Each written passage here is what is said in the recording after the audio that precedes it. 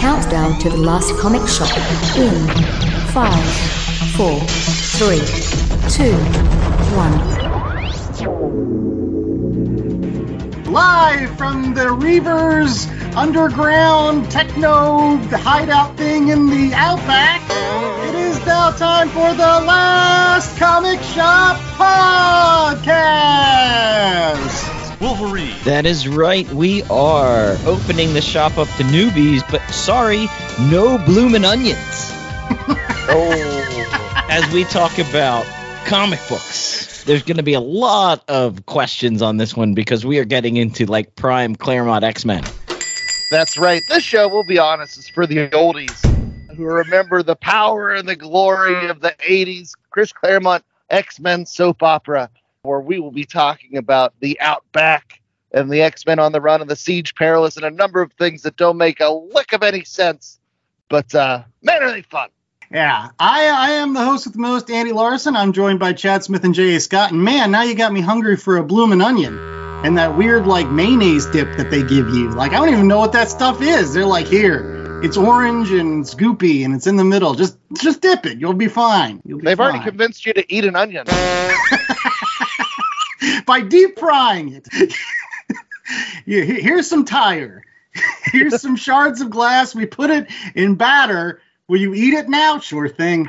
Absolutely. All day. You ever eaten a corn dog at a county fair? You'll eat anything if it's deep fried. Any case, as J.A. pointed out, we are talking about the X-Men this week. It was a promise made to him in our season 3 ending, where we were like, hey, we should cover some Outback X-Men, since it seems to be among at least our age group and a lot of X fans a very popular era of X-Men comics. Yeah, I think it's like, it's the X-Men for Generation X, because it falls between two major teams, and it's just a bunch of people thrown together, and they just kind of go on for a while. Everyone thinks they're dead. No one can see them. It very much is the Generation X of X-Men. There's lots of ennui and long shots trying to sleep with everybody. It makes sense. Yes. It is the X-Men equivalent of Reality Bites. So I have been looking forward to this for some time because as a comic book fan, one of my secret shames is that I'm not really an X-Men fan. I don't know why. I feel like everybody probably has a character or two within the popular comic book zeitgeist that they're like, you know what? I just never got into that character. And it doesn't mean that like the X-Men stories are bad. I've read a lot of them. All the early Chris Claremont stuff up through, Dark Phoenix and all that. I've read this now. I've read later X-Men, the Hickman era. But yeah, every single time I start reading the X-Men for some bizarre reason, I get bored and or confused and or like don't care. And I stop reading. So I wanted to posit this question to my co-host today, because I'm sure they have somebody like this. And we'll specifically talk about Marvel, since it's a Marvel show.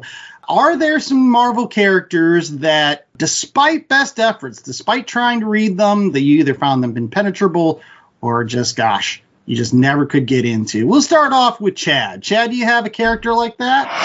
I definitely do. And so my collection, my physical collection, it's pretty vast. And I when you first made me think about this, it's like, well, there's a run for everybody that I feel like I've enjoyed. Like I've read Doctor Strange for a period of time. I've read Ghost Rider, even Punisher, and characters that like I'm not crazy about. I can always point to a run that I'm like, no, I had a ton of fun with that one. But the shocking thing to me, for me, it's the Avengers.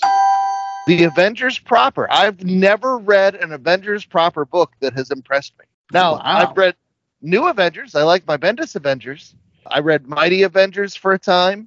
West Coast Avengers, yeah. The whole Byrne and Scarlet Witch and Going Bad and all that.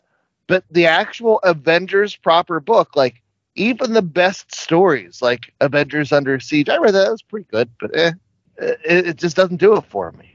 I thought you were a fan of the Jonathan Hickman Avengers run leading up to Secret Wars, or no? Do you not consider that part of the Avengers proper? I don't know. Maybe you just read that because you needed to know what the hell's going on with Secret Wars. Do you honestly consider that an Avengers book? Well, I mean, it starts off at least with having like the quote unquote core Avengers from the movie. So you have Captain America, Thor, Iron Man, Black Widow, Hulk, Hawkeye, whatever. But then they bring in all those yutzes. But primarily it is a story that deals a lot with Captain America and I guess the Illuminati. So you're right. It's a weird thing. I hear what you're saying about the original like core Avengers team. And I agree that you have in the past commented, you're like, I don't know about these people. J.A., what was your character? Mine is the other sort of tentpole team from Marvel, and that is the Fantastic Four. Oh. And despite obviously loving the introduction of Galactus and the Silver Surfer and the odd story here and there, I just never got into the Fantastic Four. I could never read more than 2 or 3 stories. They would show up in crossovers occasionally, and I always just thought Mr. Fantastic was goofy. He's just a goofy character. The reason why they had to make him this big super scientist is because no one takes him seriously as this man who stretches. Comic book version of Stretch Armstrong. That's super weird because both of you guys are X-Men fans, and yet I really do love both the Avengers and the Fantastic Four. So I guess ultimately in this comic book marriage that we have between the three of us, we balance each other out. I mean, Chad, I know that J.A. is a massive X-Men fan. Would you consider yourself an X-Men fan?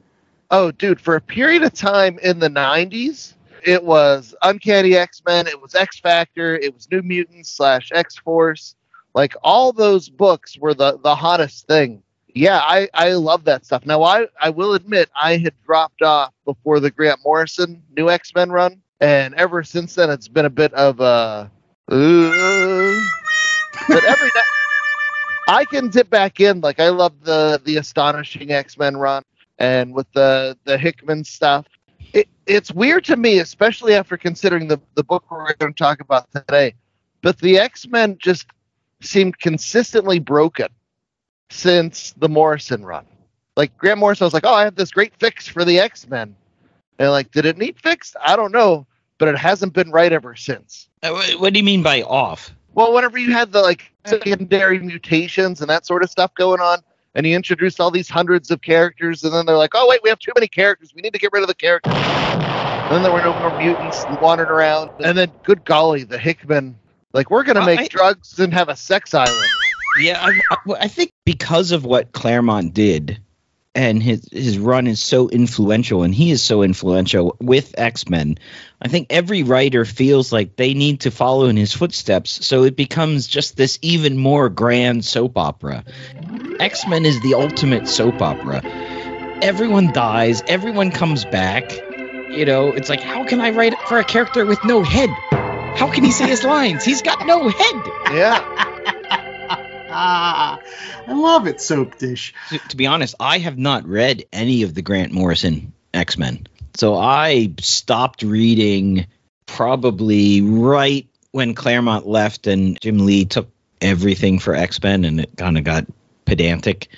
And then I was brought back by House of X, Powers of 10 and Hickman's run. And then he left halfway through. Yeah. And apparently cribbed some of the idea somebody else. But at least it was a strong vision. That's X-Men have always had lots of different takes. It's just, I don't know if they congeal. Right. And that's one thing that we'll talk about, after this commercial break. Whether or not Claremont should have ever left the X-Men. Was he the grand planner? Has everything been downhill since Claremont? We'll see. We'll be right back with more of our review of the X-Men and the Outback Saga. Yes, when Claremont took the mutants down under right after these commercial breaks. LastComicShopPodcast.com is the destination for all things shop. Plan your week with upcoming show schedules, the latest books, recommendations, and chatter from the crew. Subscribe to the show on all major podcasting platforms from one convenient location. Show your support and browse the merch store. T-shirts, tanks, hoodies for the fam, coffee mugs, magnets, totes, and more. Check out exclusive content through the show's YouTube channel and follow the pod on Instagram, Blue Sky, Threads, and others. All this and so much more at www.lastcomicshoppodcast.com. www.lastcomicshoppodcast.com. Sasquatch, the Loch Ness Monster, Mothman, the Jersey Devil, Chupacabra. For millennia, these creatures have perplexed the human race. But what if they are forces of good? What if they have been sent here by a federation of more advanced alien species to help and defend the human race? That's the premise of League of Cryptids, a new comic book by Grant Lankard, creator of the smash hits Beowulf and Memoirs of the Morbid. His new comic, League of Cryptids, is a 4-part story involving these 5 creatures banding together to defend Earth from an invading alien race, just as one of their members is losing faith in the human race and questioning their mission. The epic tale begins in League of Cryptids 1. Check out our Kickstarter page for more information. And we are back and ready to go into the weeds. And yes, there are some significant weeds on this. We are doing the Outback X-Men, starting at Uncanny X-Men 229 and going up through 251. For those playing at home, you can choose to read the Inferno crossover event that happens in the middle or not. Either way, it doesn't matter because half of this run is batshit crazy. There's a couple of storylines that last 4 issues. There's a storyline that lasts 1 issue. This was quite a run. We had a lot of different creators. Obviously, Chris Claremont helmed most of the writing for this, but give me everybody else that was involved. Ooh, doggy. Okay. So the biggies include Chris Claremont as the writer, Mark Silvestri and Dan Green were your primary art team. You had Glynis Oliver on colors, Tom Orzechowski on letters, and then Ann Nesenti is the editor for the first portion. Bob Harris pops in at 232. And then we have a parade of other artists helping out. We have Rick Leonardi, who does pencils on 231, 234, 237. We have Joe Rubenstein that does inks on 230, 234. We have P. Craig Russell that does inks on 234. Pete Scotzi does colors on 236. Terry Austin pitches in on inks on issue 237. Rob Liefeld pencils an issue with 245. Jim Lee pencils an issue with 248. And Steve Leahola comes in and does finishes on issue 250. Whew. Yeah. It takes a village, brother, to do the That's X-Men right. back in the day. And if we're including the X Factor issues, you had Louise Simonson on writing and Walt Simonson on art and a handful of other inkers there. I didn't dig into those issues. But yeah, right. Like, before we get into the 10-cent synopsis, why would you not include the Inferno issues, J.A.? Because, like, Madeline Pryor is a prime member of that Outback X-Men team, at least in my opinion, and that tells the story about where the hell she goes. Like, so if you don't read that, all of a sudden she just disappeared. Yeah, but I also didn't want you guys to read another. It was going to be a long amount of reading to begin with. So I was like, well, you can just say that Madeline Pryor went off and never came back, became the Goblin Queen, traded her flight suit for a much better costume. Oh, buddy. What a costume it was. But yeah, you had Bob Wyacek on inks there, Joe Rosen on letters. Did you guys include the New Mutants? Because I actually skipped the New Mutants part. I didn't go down. I did not read those. I just read those X Factor issues to fill in where they told me to. Okay. In the Inferno crossover. And speaking of that, I can't wait to hear the synopsis of this one. Well, here it comes, folks. Your 10-cent synopsis for about a bajillion issues of X-Men that J.A. was gracious enough to recommend that we read for this week's show. And as an X-Men fan, I hope that no one will take umbrage with what I'm about to say, because, you know, as somebody that's outside the tent, This is what I took from all of these issues. So, it starts off by the X-Men fighting the Reavers, who are a bunch of cyborgs that hate mutants. Because, I think this Donald guy that used to be the White King on the Hellfire Council hates mutants? Shrugs. I don't know. Yeah. Donald Pierce! Yeah! Donald Pierce. They handle their hash very easily, it seems. Shrugs. Time out. You forgot the whole big thing. The Outback X-Men is set up by the end of Fall of Mutants, where the entire world thinks that the X-Men are dead. Yes! And Roma has cast a spell where they can't be filmed by electronic surveillance. So if you see them walking down the street, you can see them with your eyes. But if you have a video camera, the video camera won't pick them up, sort of like vampires. So they've become vampires. They didn't become the true undead. They're just more like John Cena. You can't see me. So this long story short, it's a team made up of Colossus and Rogue and Psylocke and Storm and Wolverine and Havoc and Dazzler and Longshot. Madeline Pryor and Gateway fill in kind of the gaps. Like, Gateway is kind of like a MacGuffin guy that just takes them wherever they need to go in the next couple of issues. And Madeline Pryor is the person behind the desk or the man in the chair or whatever until she becomes the girl with the underboob. And that's pretty much where that goes. From there, there's just a bunch of like weird random stories for a little while, like Longshot fights ghosts. The Brood, you forgot the Brood? The Brood show up? Oh yeah, that's right, the super team of Brood folks. For some bizarre reason, Claremont was like, I'm going to name all these. I don't. He just must have had a thesaurus nearby. What's a good name for somebody that can throw bricks? Brick thrower. All right, there we go. But there was some Brood issues, and then, lo and behold, they go to Genosha for the first time, and that's actually where I started caring. Genosha is like that island country where they enslave mutants, and so the first time you see that, Rogue's kind of got this weird thing going on where because she absorbed Carol Danvers, she sometimes turns into Carol Danvers, ? Which is not to be confused with Lorna Dane, who's Polaris, and Malice, who's also taken over her personality. And so they're going back and forth. Yeah. You don't know who you're talking to there. I really like that play on personalities with Rogue, and there's that one issue where she's going back and she sees like all the different people she's absorbed as ghosts in her subconscious. Yeah. And then she can see Carol Danvers, but Carol Danvers is like fully formed because she took more of her personality. Where was Carol at this point? I know that Chris Claremont was pissed off at Marvel overall for the handling of Carol Danvers, who was one of his babes in other books like Avengers 200. But like, I thought she was binary at this time. Whatever.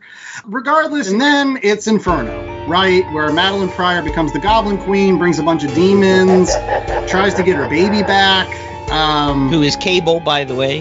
Is real pissed off at Cyclops because Cyclops is like, hey, man, I got my original babe back, and so I don't need to be with you anymore, cloney girl.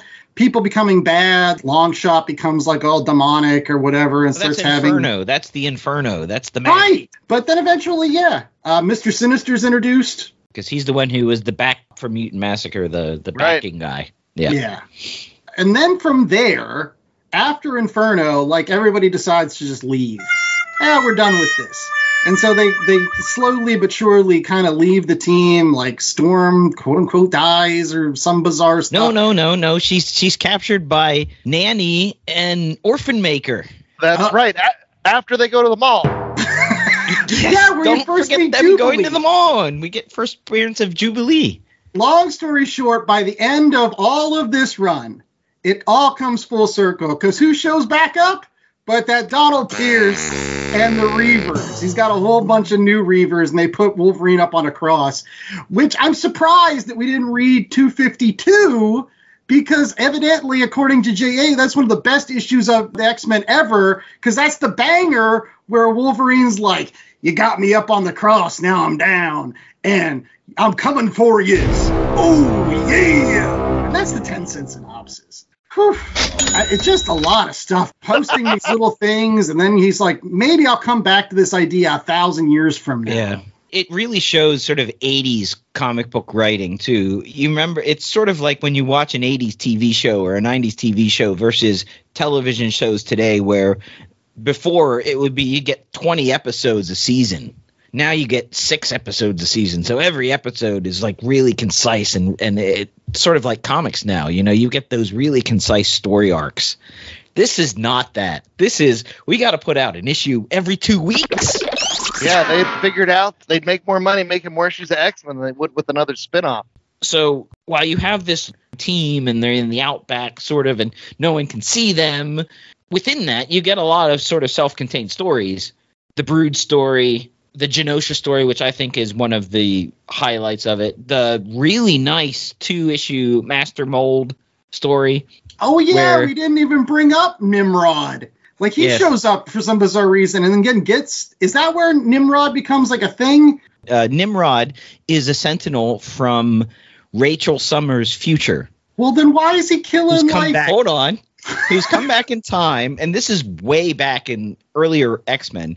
Since then, he like develops a conscience, and the Nimrod we run into in this X-Men is working as like a construction worker and going out and being like a crime fighter. Oh, okay. Well, you know what wasn't something that I glossed over was Psylocke, right?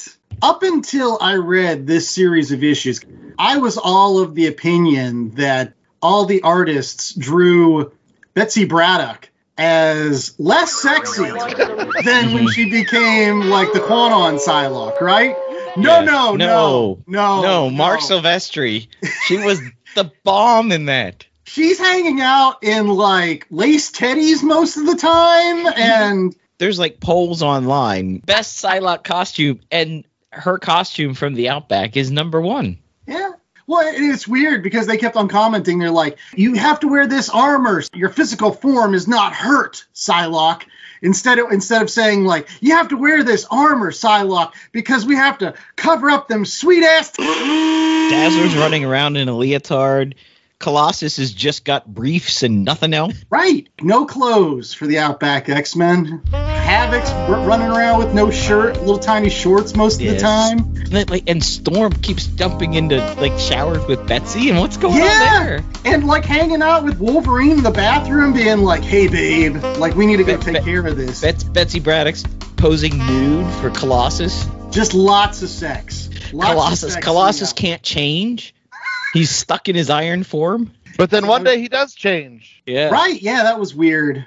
So there's an issue where Colossus goes and meets his sister, and I guess it's like a precursor to Inferno, right? Like it sets up where the, I don't know, sin comes from or whatever. Like he goes into limbo. Actually, Gateway sends him there. But he's able to turn back into a human there, and I didn't understand how he was supposed to do that.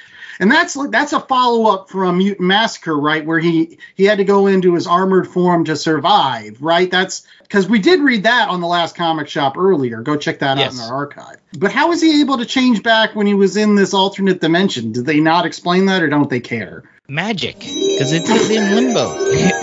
But also worth noting, and these are things that I also learned later, the Demon Sim, a takeoff of Dave Sim of Cerebus fame. Oh, right. He does look a lot like Cerebus. It's just like kind of big and bulkier, but he wears the little vest and all that. Good call on that, Chad. I would have completely missed that. Yeah, I did for a long time. All right, let's take this topic and send it through the 2 words I don't think you brought up. The Siege Perilous. Ooh. What the hell's the Siege Perilous? Who can explain? You know what? I want to bring that up, guys, because that was something where I thought that was going to be a major part of this entire story.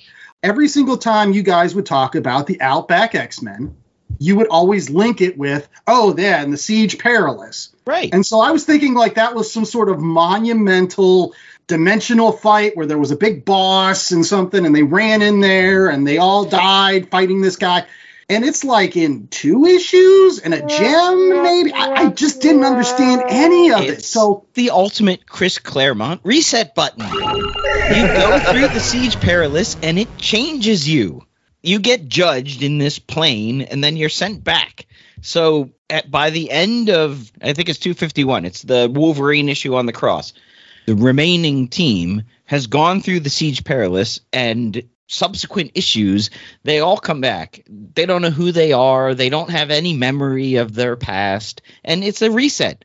They all get to go off and do stuff for a while. Like Colossus is back to human form, living in New York, and Dazzler is back in Hollywood. She can't remember what happened to her. I forget what happens to Betsy Braddock. She becomes the ninja assassin. Oh, right. Yes, you're right. Yeah, sorry. Yeah, she gets body swapped. Well, that's retcon, but she gets body swapped and becomes the Asian ninja. And then Rogue ends up in the Savage Land, and then Storm becomes a kid. But Rogue then splits apart from Carol Danvers and then is just Rogue again. Yeah, with the sweet bomber jacket, which was a kind of another, again, play on all of these costumes. It kind of made more sense to me why eventually Rogue would wear a bomber jacket, because if she spent a lot of time with like Carol Danvers, who's like ace, pilot or whatever, maybe that rubbed off on her and she's like, I want to wear a bomber jacket now. Makes more sense. Although I will say that's the iconic Rogue outfit for me, is bomber jacket Rogue, not... Well, that's X-Men 97. By the time you get Jim Lee coming on and redesigning all the costumes, and you get, your classic Rogue, you get your classic Cyclops with Y belt. That's not a classic Cyclops. The classic Cyclops is the Cyclops from the giant-sized X-Men. No, I understand that, but the 90s one holds a special place with the little hair coming out over top of the visor. Oh, I hated head socks. Too many head socks. Speaking of the X-Men 97, how much longer before Gambit shows up? Only a couple of issues. Yeah. Ooh. It's Storm as a child. All right. I was just curious because, honestly, I've given my thoughts about these particular issues, which is like, I guess, hopefully everybody gets it from my confusion over the 10-cent synopsis. And I know what J.A. thinks because this is one of his favorites. I want to ask Chad, before we get to commercial break and we get to our ratings, is this one of his favorites or what?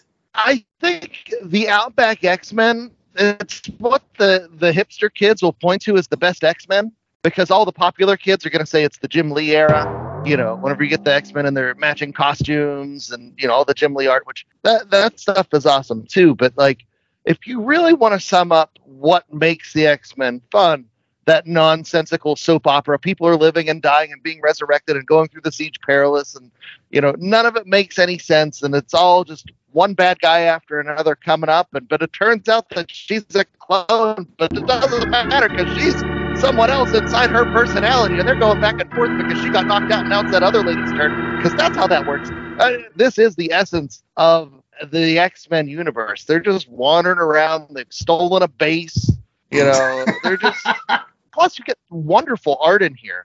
That Mark Silvestri art, man, I did not appreciate him at a time growing up. And that was something just on a personal level. I was digging into the archives, and I pulled out the actual issues that I had whenever I was 9, 10, 11 years old, which are not in good shape.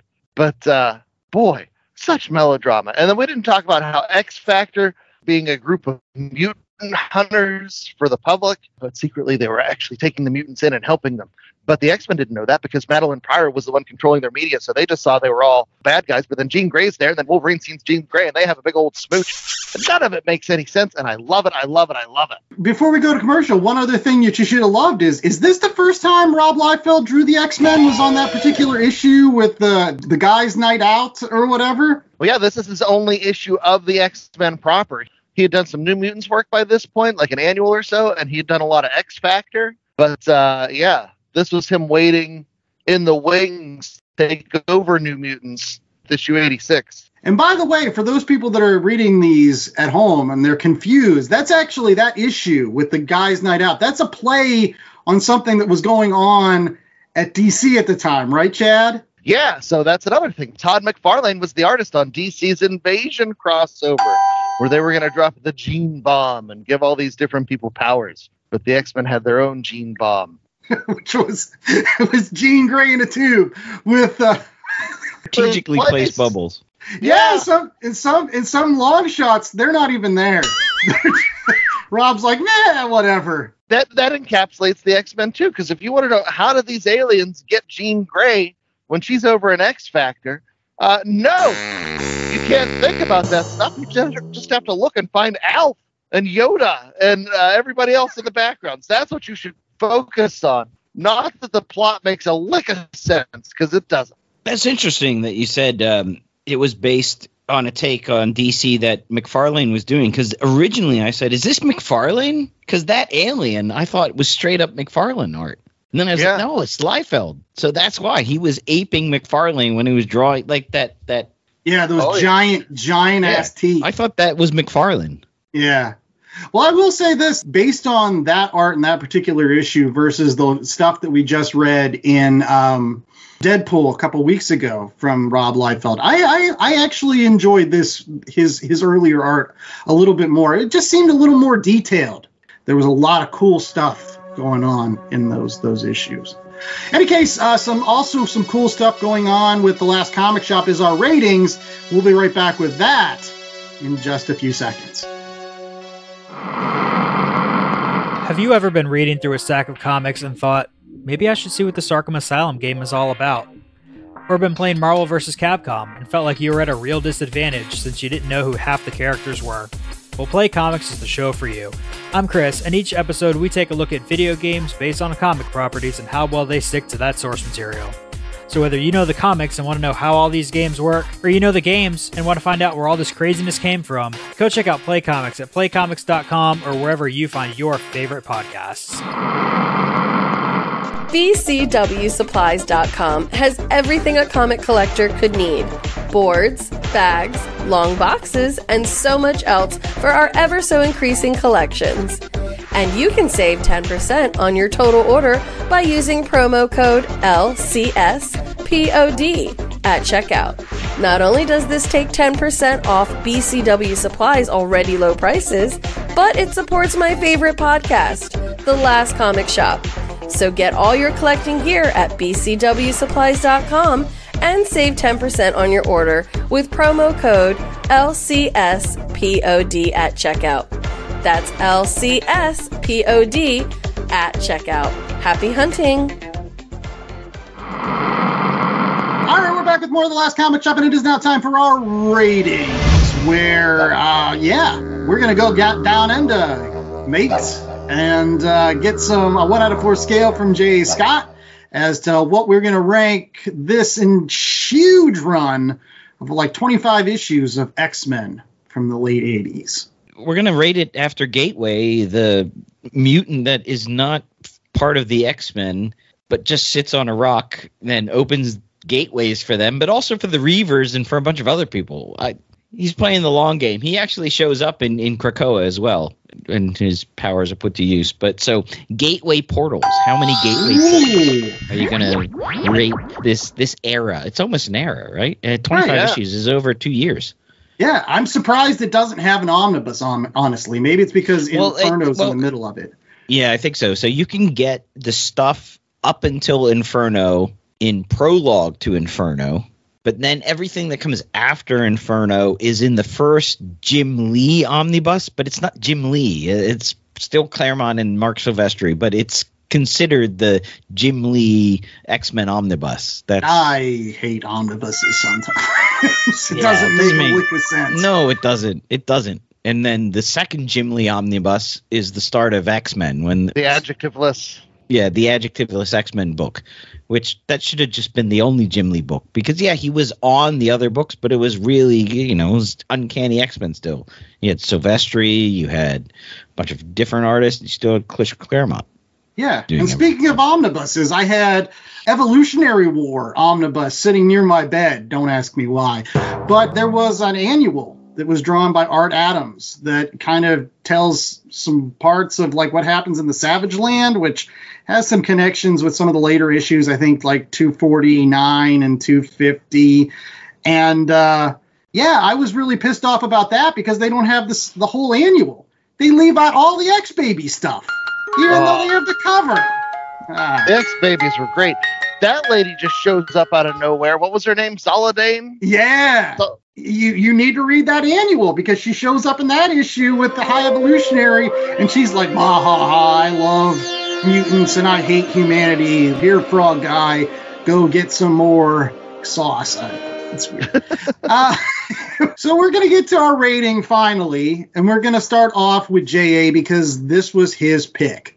So J.A., what are you rating this particular era of X-Men? Yeah, I will freely admit I have hipster tendencies, though I don't consider myself a hipster. I just like the things that they like sometimes. The first album was better. Touche. Yeah, it was nice to go back. I really enjoyed it. It reminded me why I enjoyed it so much the first time. I didn't remember it jumping around so much. Like, here's a story, stop. There's another bit, stop. I think we talked a bit throughout the week. I really like when they sat in Genosha for a while and you stayed in one place and you got a couple of issues with an extended story. The Madeline Pryor stuff, I don't know. It was like Claremont just driving it at his editors that he was really pissed off that they didn't let him run Cyclops off into the distance with Madeline Pryor and have and keep Jean Grey dead. So now that she's back, and he's like, well, then I'm going to make him the biggest dick in the world. That's what I got out of that. So is it the best X-Men ever? No. Is it close to the best X-Men ever? No. But it's also all these broken parts that come together and they kind of work. And that's what I like about it, too. It's very much the Generation X of the X-Men, as I said earlier. So I'm going to give it a 3.5. All right. Chad. Okay, so I think I've mentioned it on a number of times that I love this and how much it doesn't make sense when you look at it. And I think this was an era that really benefited from checking in every 2 weeks and having a little bit of a gap between. I don't know if this is something you would want to read in all one collected edition, just because I don't think that suits it, because it wasn't one cohesive story that was set out to be told over time. It was a series of character studies intertwined. And so you have the whole Rogue Miss Marvel and dealing with Rogue's powers and abilities, and that's going on. And then you have the whole Dazzler and Longshot, and you know how Longshot doesn't want to be tied down and dealing with all of those things. And you have the Havoc and his love life screw-ups, whether it's with Madeline Pryor, whether it's with Lorna Dane, maybe it's with Dazzler. You never know what's going on with Havoc, and like, he's going to find a way to screw it up. But you're seeing all these things, you know, interweave throughout all these different adventures. And then you have Colossus and all the power that he has and all the stuff that he holds back and all of those things. It's so much fun to read and to follow these characters. And that's not even counting the stuff from Inferno when, you know, Madeline Pryor gets her day and there are demons going on. And this it reminds me of one of my favorite eras of Marvel Comics, because everything spins off into something else. Everything touches on something else. You know, Colossus is just as home here in these X books as he is traipsing over into New Mutants for a couple of issues. You know, the Inferno storyline. I remember the crossovers into Daredevil that were awesome. There were some of the best issues of Daredevil going on. How that spilled over into Spider-Man, and that's where the Jason Macendale Hobgoblin gets his demonic powers and all that other stuff. There's so many things interweaving throughout. You know, and as I'm reading, like, if you take these on an individual issue basis even, they're not, oh, this is the best of comic books. But when we had a chance to pause or stop, like, oh, you guys don't have to read Inferno. No, I'm going to read Inferno. I got to pull out those X-Factor issues too. Or, oh, we're going to stop at 251. No, I read 252 and into 253, and then it was time to record the show, so I put it down. Like, it just inspires you to keep going. You get sucked into that soap opera in the best way. And so I love it. I love what it represents. But yeah, it does jump around, and there's not a lot of cohesion sometimes. You know, hairstyles change and then don't change, and costumes change and then don't change. I don't know. I got to go a very long-winded Claremontian-esque 3.33 on this run. I think it's a level, but it's a whole different creature. Yeah. And I think there's a lot of good points that you brought up. As, again, somebody that's not an X-Men fan, one thing that I did take from this, to piggyback on what you said, Chad, was when I talk about how strong the 616 continuity was, It's this kind of era that's what I'm talking about, right? Like you brought up like the crossovers into Spider-Man and the crossovers into Daredevil, the crossovers into the Fantastic Four with Malice, right? Like Malice was a character that it took over Polaris in these issues, but primarily I equate Malice with Sue Storm and the John Byrne stuff that was going on, because that's where you get boob window Sue Storm later, because evidently that was the effects of Malice on her and her decision to make a risque costume. That's all Malice. Real quick, the Malice that took over Sue Storm is different. It's not. There's 2 Malices? There's 6 Malices in the Marvel Universe. The supervillain Malice is a Marauder, was created by Chris Claremont. That's not the Malice, the Mistress of Hate, that is part of Invisible Woman's personality. Oh, yeah, you're right. That's Psycho Man, I think. Psycho Man, yes. All right. And then there's Malice, who's a Black Panther villain, and then Malice, who's related to Nakia. All right. Regardless, I like the fact this is where the strength of Marvel comes from. Back in the day, the 70s, the 80s, the early 90s, where everything just played on each other. And the continuity was so strong. And even though, sure, hairstyles changed from one issue to the next, the overarching stories didn't. There was reasons why you wanted to read other books. Like you were picking up these other books to get other pieces of the story that were going on in the Marvel Universe. That has a very warm place in my heart. So, like, I really loved that aspect of these particular issues. The other thing that I really loved about these issues was the art. You really got some of the best artists of, like, the late 80s. As I mentioned, the Rob Liefeld issue is really strong. The Jim Lee issue, really strong.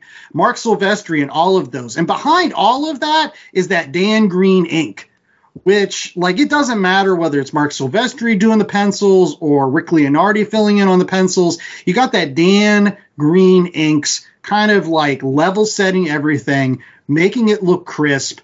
And you can tell when Dan Green's not on an issue. Like, it just looks different. And I was just speaking about that High Evolutionary story. That's done by Art Adams. These are the people that I equate as X-Men artists right here, other than maybe John Byrne and Dave Cochran. Like, those are the other 2 big ones that I think of when I think of X-Men artists. They're all here on these issues. That being said, though, I'm going to give this a 2.75 because, honestly, it's all over the place. It really is.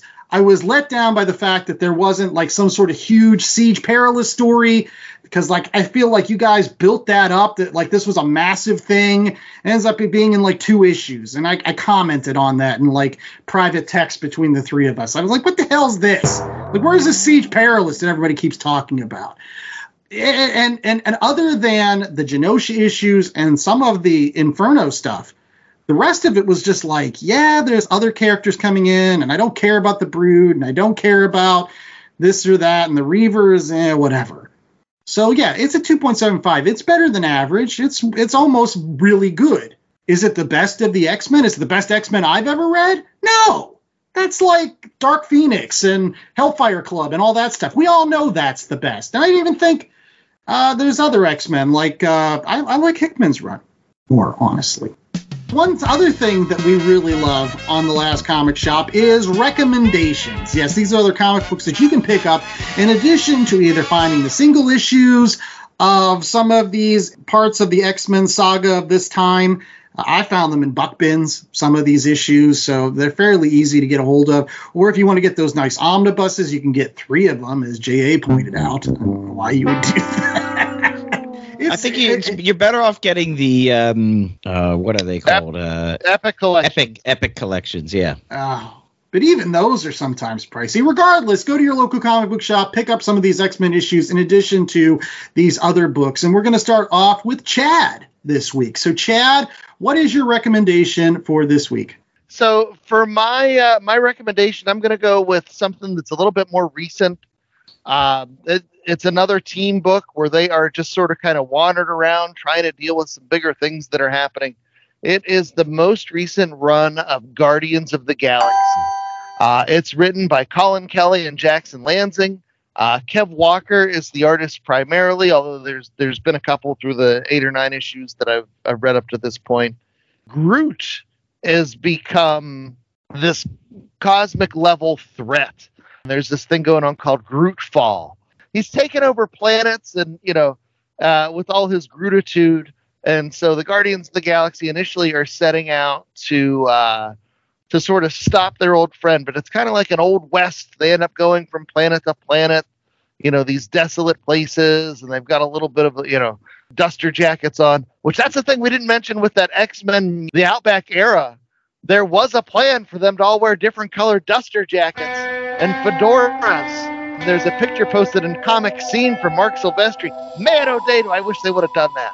But this Guardians of the Galaxy run, it's just tons of fun. You get to see the Guardians, fighting amongst themselves, and then you see what happens once they do encounter Groot, and you have different aspects of different characters being messed with.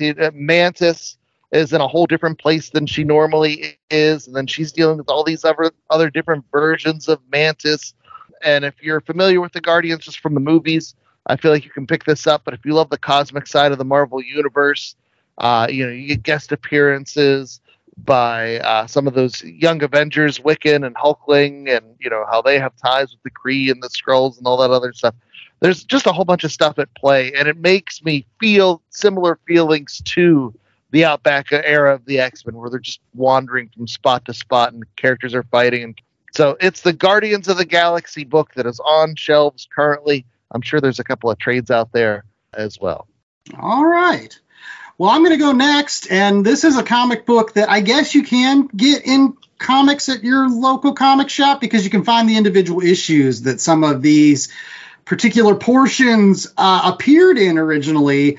But I'm going to talk about a bootleg comic that I received for Christmas this past year from my good friend and co-host Chad Smith. For those folks that might have watched it on YouTube in our gift exchange stream, you'll know that Chad was lucky to find a collection somebody put out called the Unofficial Marvel Comics Hostess Ads Collection, which is a small book that somebody painstakingly and, oh my gosh, just wonderfully crafted, collecting all of the Marvel Hostess ads that used to appear in issues of the Bronze Age Marvel Comics back in the day.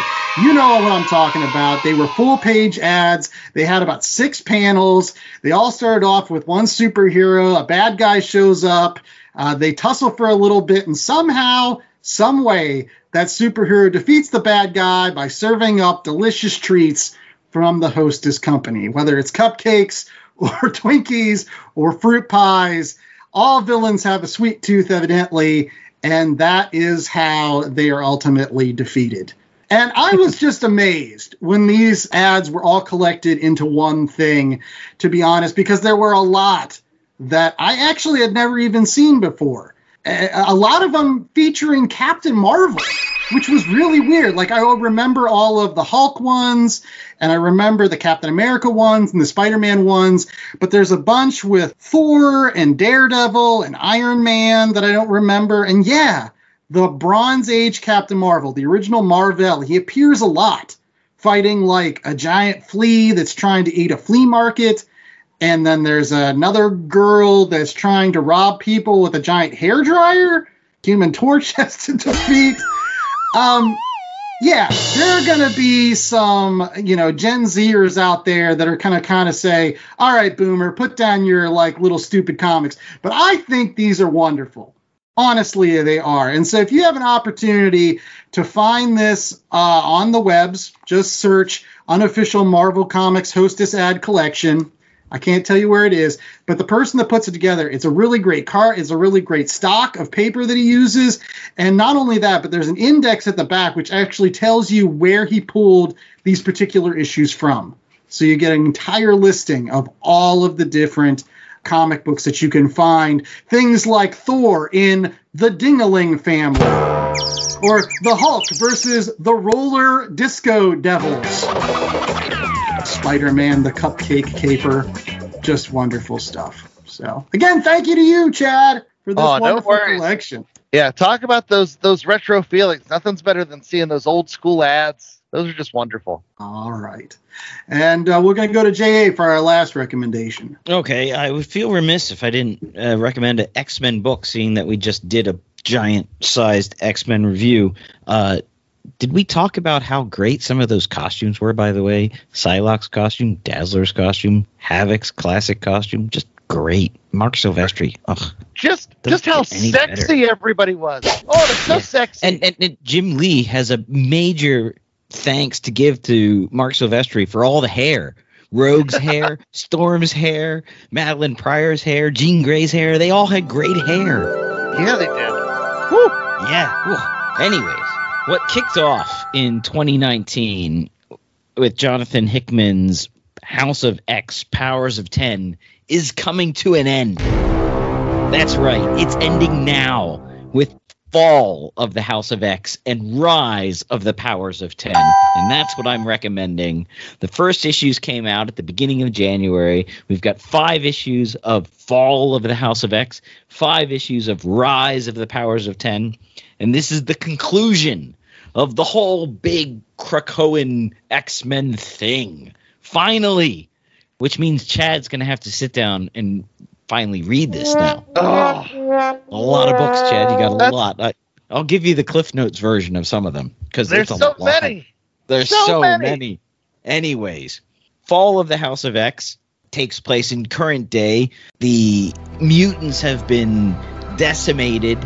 Cyclops is on trial for his life. Orcus has come down. They're this organization that wants to get rid of mutants. Combine Stark tech with Sentinel tech, so now you have Iron Man Sentinels. Magneto is gone, and Nimrod, your favorite character, Andrew, is going to kill Krakoa. Wow. And so Krakoa rips himself out of the ground and does a runner. And that's just the first issue. Wow. And then you've got Rise of the Powers of 10, which takes place in the future when the battle for Krakoa has been lost. And now they're trying to change things. So it's all happening. I don't know what's going to happen. I don't know the conclusion. As we're recording this, they've just released the first issue.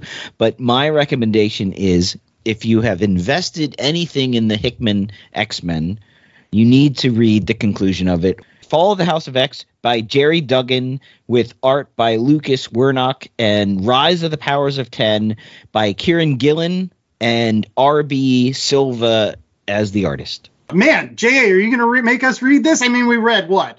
House of X, Powers of 10. We read Fantastic Four X. We read X of Swords. We read Inferno. I mean, we got to read it. We have to read it. Yes, we'll read it at the end of the year. Okay.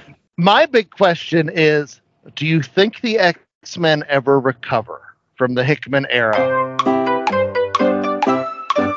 Well, they recovered from being down under and going through the Siege Perilous. So, yes. Yeah, Nice. they're like cockroaches, Chad. That's part of their radioactive powers. You can't crush the X-Men. They'll be back. They survived Onslaught, right? I mean, somebody brought them back from Onslaught. So, And did you hear? I know it popped out of the Rob Liefeld podcast. One of their plans, they tried to get Jim Lee back coming out of the Krakoan age. Isn't going to happen. But what the heck are they going to do? How do they get out of this? After everything from exterminators and the Marauders and everything that's happened in those X books. It's just so much craziness. well, one thing that's not crazy, though, is the ability to get The Last Comic Shop on your device weekly. That's right. All you have to do is go out to www.lastcomicshoppodcast.com. You don't have to go to Australia. You don't have to take a portal. You don't have to do anything. Just go out there, rate, review, and subscribe. We've got links to all of the major podcasting platforms, including YouTube, which you can check out our podcast every single week. And not only check out those new ones, but go back into our archives and check out all the awesome X-Men books that we've covered already. We talked about some of them just recently, X of Swords and Inferno, but we also got Mutant Massacre. We've also got, related books like New Mutants Demon Bear Saga or The Labors of Magic. Just J.A. makes us read a lot of X-Men on this show. It's either X-Men or Silver Surfer. X adjacent. There's always something for all of you X fans out on our website. And while we might be the last comic shop podcast, we don't want to be the last comic shop. So we encourage everybody to get out there to your local comic shops, find those issues of those old school Uncanny X-Men, find things like the Guardians of the Galaxy group fall, find things like the unofficial Hostess ads, although you might need to go off onto the interwebs for that one. And don't forget to check out the stuff that's happening currently, like the fall of the House of X or the rise of the Powers of 10 or any of the other crazy things that are coming in to wrap up that Hickman era. But in addition to comic shops, we always have our website that Andy was talking about before. Jay, what's our specialty this week from our merch store? Oh, well, you said it earlier. It's dusters and fedoras. You can get them in any color you want. Nothing gets more 90s than that. Indeed. Yeah, but they eventually used with Gambit. They gave him, like, I guess it's a trench coat versus a duster, but come on, like, that's the same deal. And then everybody got trench coats after that. They were like trench coat mania.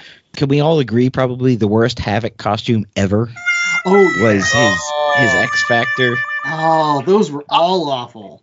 I love that run, but man, you cannot beat the classic Havoc costume. Just the black bodysuit and the circles and the weird head thing that doesn't.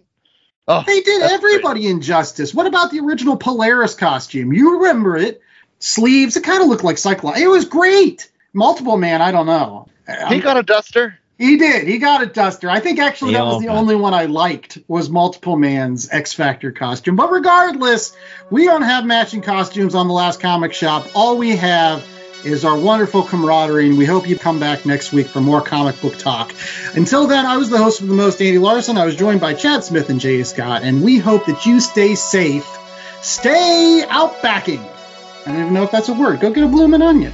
And remember, J.A. loves the X-Men. That's all I can say. It's crazy. Dazzler. How many more X-Men books are we going to have to read this year, J.A.? We never did Dark Phoenix, and we did Mutant Massacre, but we haven't done Fall of Mutants. And, of course, secondary run in New Mutants when Warlock's dad shows up. There's an omnibus out now. We could cover that. That's the so many Hellfire issues. Gala, of course. We've got the Hellfire Those are like Gala. 60 issues apiece. There's the Brood the first time they show up, and then the whole time just Thalia knockoffs. Come on, man. there's some great issues with Forge and Not we have Forge. X-Men.